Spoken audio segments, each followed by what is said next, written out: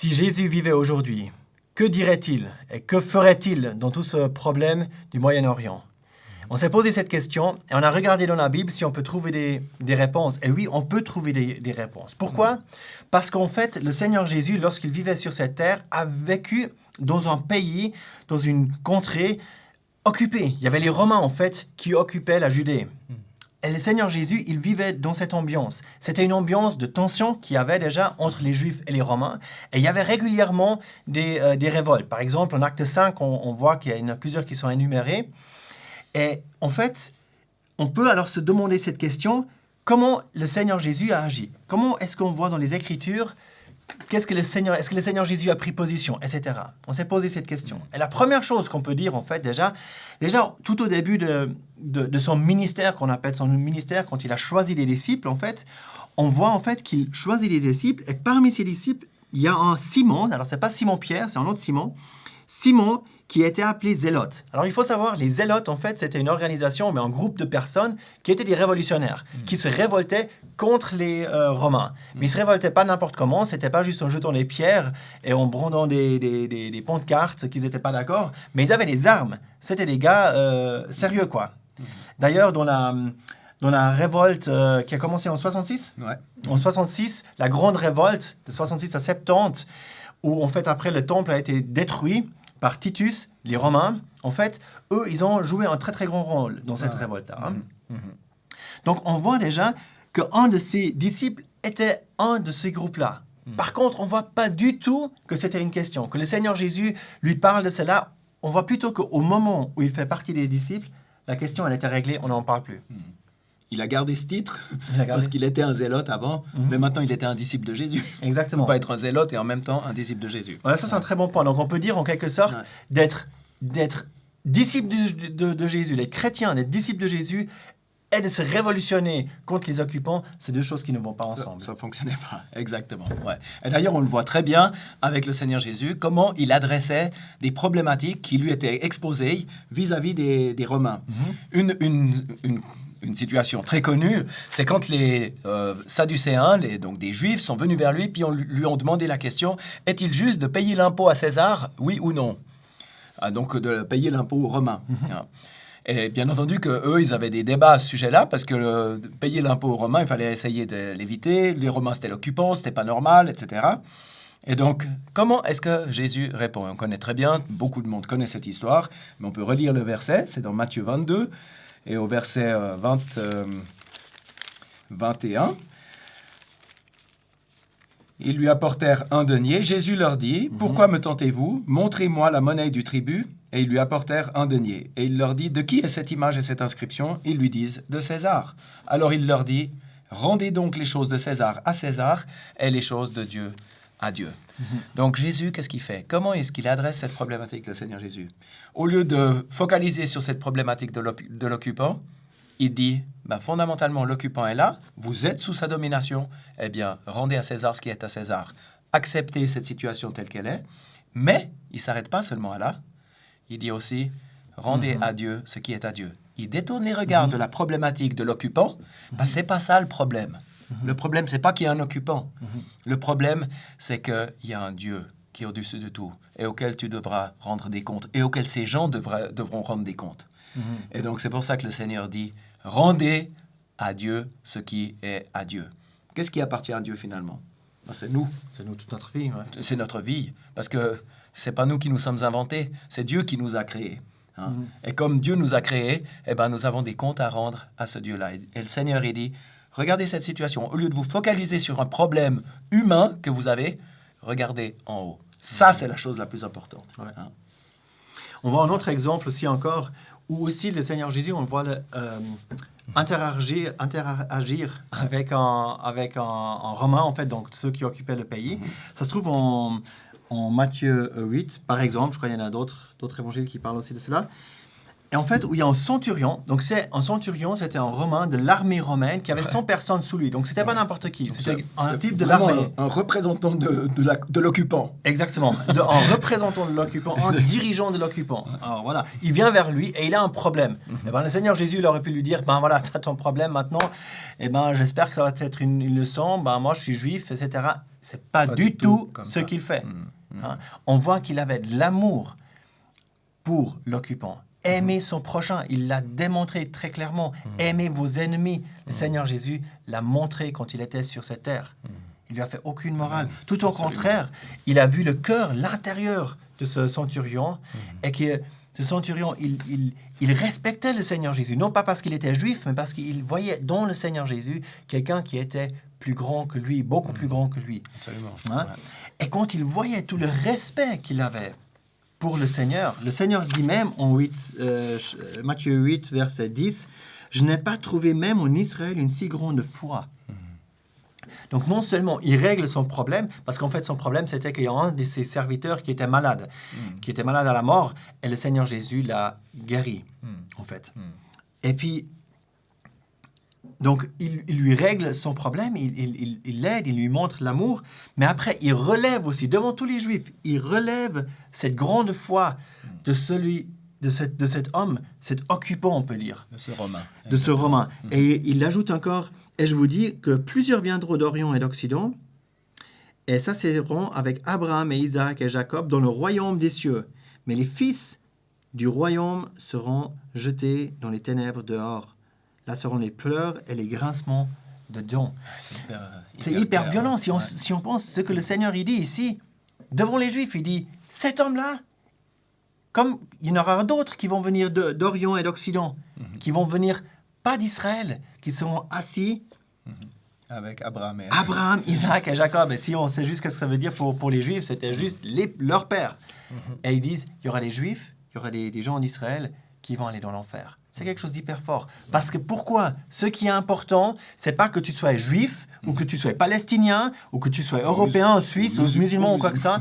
Le Seigneur Jésus est là pour tout le monde, et on a tous besoin d'être sauvés. On a tous besoin du Sauveur, du Seigneur Jésus-Christ. Oui, absolument. Et ce Romain, qu'est-ce qu'il a fait?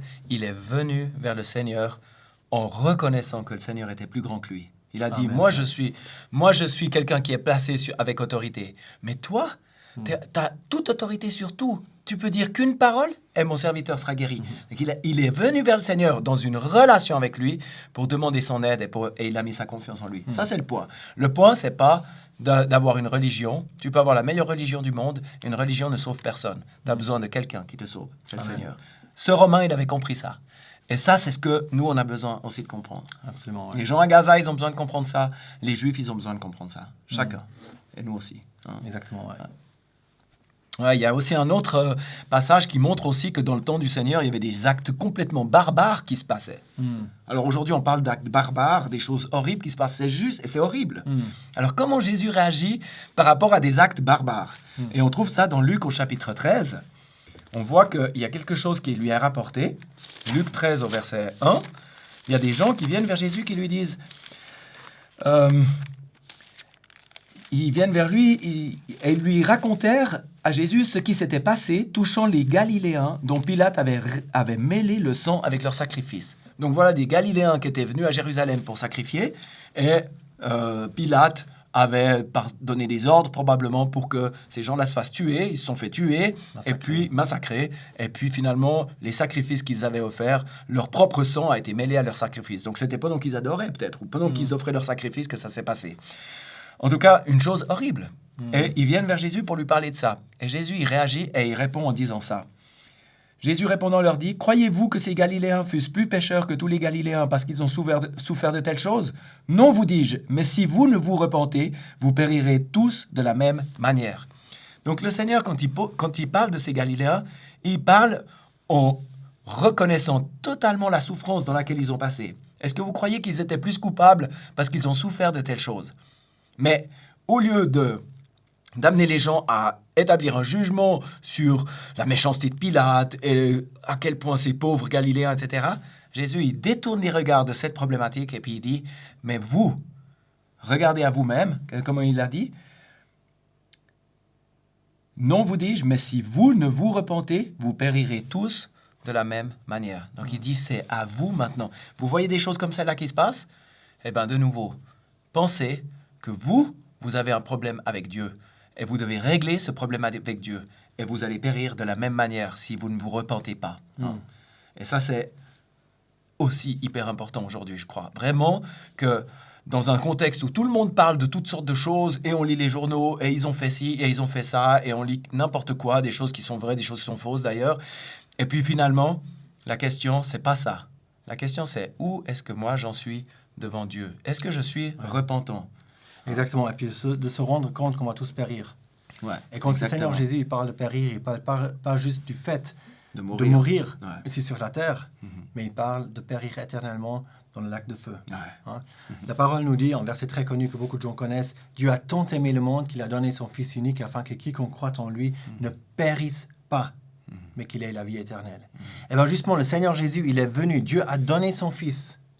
Mais il n'a pas juste donné sur cette terre pour être un prophète, pour être un exemple, mais on avait besoin de quelqu'un qui meurt. Mais maintenant, comment le Seigneur Jésus est mort?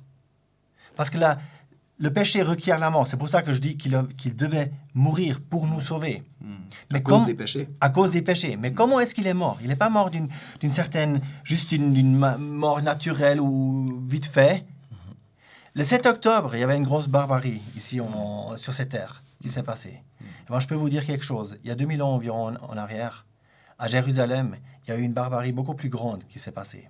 Parce que là, il y avait le Fils de Dieu, le Dieu créateur qui est venu sur cette terre comme homme. Et il a montré que du bien. C'est le seul homme qui a que fait du bien. Il allait de lieu en lieu faisant du bien, nous dit la parole de Dieu. Et qu'est-ce qu'on a fait avec lui?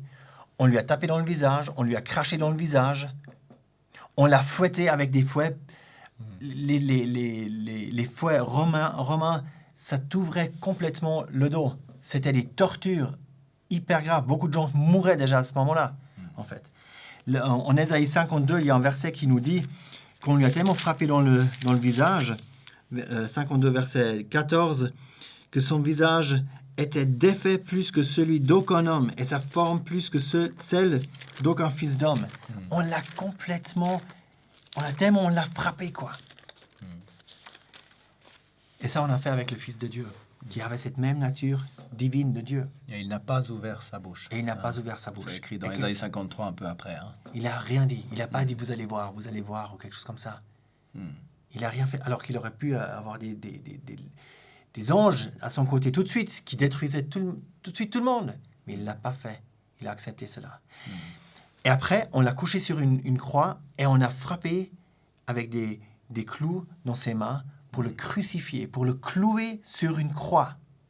Sous les hurlements et les incitations, c'était les Romains qui l'ont fait finalement, c'était un jugement romain de la crucifixion, mais sous les hurlements des Juifs qui disaient « Crucifie-le ». On ne veut pas que celui règne sur nous. Et qu'est-ce qu'il dit, le Seigneur Jésus, à ces moments-là?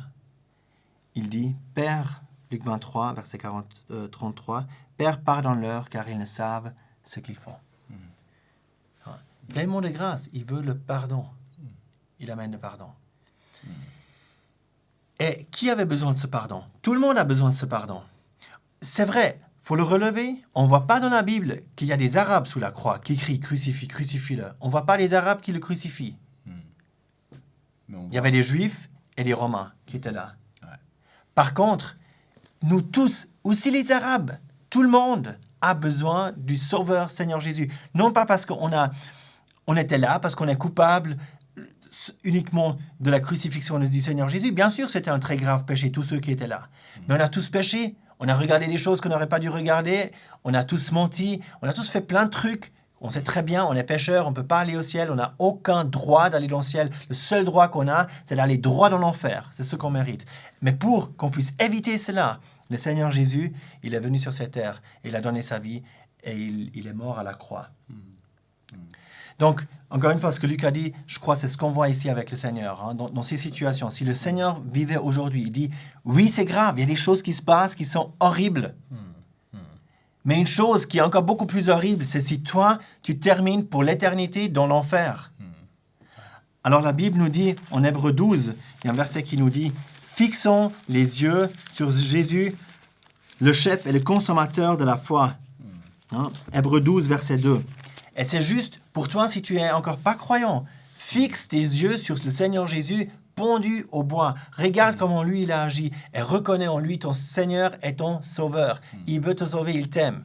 Et il est vivant. Et il est vivant, amen. Ouais. Exactement. Et pour nous, les chrétiens aussi, regardons, fixons aussi nos yeux sur le Seigneur Jésus. Il est descendu dans la mort, il est mort, mais il est ressuscité des morts. Il est victorieux de la mort, il est plus fort que la mort, il est plus fort que le mal, plus fort que la guerre. Exactement. C'est l'enseignement qu'on voit de Jésus dans ces choses. C'est plus fort que la logique humaine. Et on a besoin de sortir de ce carcan dans lequel on est et qui se manifeste dans nos relations les uns avec les autres et dans des guerres à gauche et à droite. Il faut sortir de là et puis commencer à regarder vers celui qui nous sauve, celui qui nous aime, le Seigneur Jésus.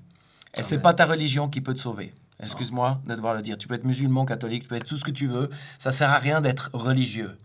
Il faut aller vers le Seigneur Jésus. Se repentir. Se repentir et reconnaître nos péchés et puis accepter le salut qu'il nous offre gratuitement. Ouais, c'est magnifique. Exactement. Il est le prince de paix, il donnera déjà la paix dans ton âme et il donnera un jour, quand lui va régner sur cette terre, il y aura aussi la paix sur cette terre. Amen. Magnifique. Amen.